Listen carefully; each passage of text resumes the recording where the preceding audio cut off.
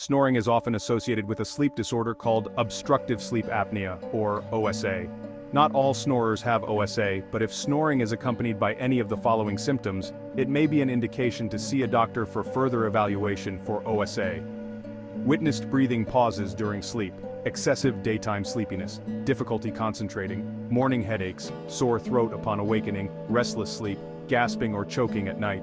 OSA often is characterized by loud snoring followed by periods of silence when breathing stops or nearly stops. Eventually, this reduction or pause in breathing may signal you to wake up, and you may awaken with a loud snort or gasping sound. See your doctor if you have any of the above symptoms. These may indicate your snoring is associated with obstructive sleep apnea or OSA.